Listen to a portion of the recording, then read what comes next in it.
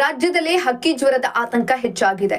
ಬೆಂಗಳೂರಿನ ಹೆಸರಘಟ್ಟದಲ್ಲಿರುವ ರಾಜ್ಯ ಸರ್ಕಾರದ ಅಧೀನದಲ್ಲಿರುವ ಪೌಲ್ಟ್ರಿ ಫಾರ್ಮ್ನಲ್ಲಿ H5N1 ವೈರಸ್ ಪತ್ತೆಯಾಗಿದೆ. ಕೇಂದ್ರ ಸರ್ಕಾರದ ಸೂಚನೆಯ ಮೇರೆಗೆ ನಡೆಸಿದ ತಪಾಸಣೆಯ ಸಂದರ್ಭದಲ್ಲಿ ಕೋಳಿಗಳಲ್ಲಿ ಈ ಸೋಂಕು ಇರುವುದನ್ನು ಅಧಿಕಾರಿಗಳು ದೃಢಪಡಿಸಿದ್ದಾರೆ. ತಕ್ಷಣವೇ ಫಾರ್ಮ್ ಅನ್ನು ಮುಚ್ಚಲಾಗಿದ್ದು, ಈ ಪ್ರದೇಶದಿಂದ ರಾಜ್ಯದ ವಿವಿಧ ಭಾಗಗಳಿಗೆ ಕೋಳಿ ಸರಬರಾಜು ಆಗ್ತಾ ಇದ್ದ ಹಿನ್ನೆಲೆ ಮುನ್ನೆಚ್ಚರಿಕೆ ಕ್ರಮಗಳನ್ನು ಕಠಿಣಗೊಳಿಸಲಾಗಿದೆ.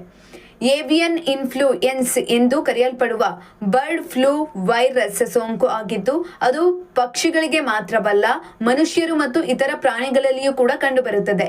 ಈಗ ಇದೇ ವೈರಸ್ ನಗರದಲ್ಲಿ ಕಂಡು ಬರ್ತಾ ಇದ್ದು, ಪೌಲ್ಟ್ರಿ ಫಾರ್ಮ್ನಲ್ಲಿ ಕೆಲಸ ಮಾಡುತ್ತಿದ್ದ ಕೋಳಿ ಸಾಕಾಣಿಕೆದಾರರನ್ನ ವೈದ್ಯಾಧಿಕಾರಿಗಳು ಕ್ವಾರಂಟೈನ್ ಮಾಡಿದ್ದಾರೆ. ಸುತ್ತಮುತ್ತಲಿನ ಕೋಳಿ ಶೆಡ್ಗಳಲ್ಲೂ ಕೂಡ ತಪಾಸಣೆ ನಡೆಸುವಂತೆ ಪಶು ವೈದ್ಯಾಧಿಕಾರಿಗಳಿಗೆ ರಾಜ್ಯ ಸರ್ಕಾರ ಸೂಚನೆಯನ್ನ ಕೊಟ್ಟಿದೆ. ಗ್ರಾಮ ಪಂಚಾಯಿತಿ ಮಟ್ಟದಲ್ಲೂ ಎಚ್ಚರಿಕಾ ನೋಟಿಸ್ ಅನ್ನು ಕೊಡಲಾಗಿದ್ದು, ಕೋಳಿ ಸಾಕಾಣಿಕೆ ಕೇಂದ್ರಗಳು ಹಾಗೂ ಕೋಳಿ ಅಂಗಡಿಗಳಲ್ಲಿ ವಿಶೇಷ ಪರಿಶೀಲನೆಯನ್ನ ನಡೆಸಲಾಗ್ತಾ ಇದೆ.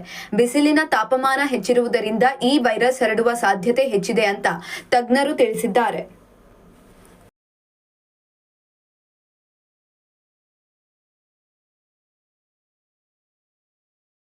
ಇಂತಹ ಇನ್ನಷ್ಟು ವಿಡಿಯೋಗಳಿಗಾಗಿ ಲೈಕ್ ಮಾಡಿ, ಫಾಲೋ ಮಾಡಿ, ಶೇರ್ ಮಾಡಿ.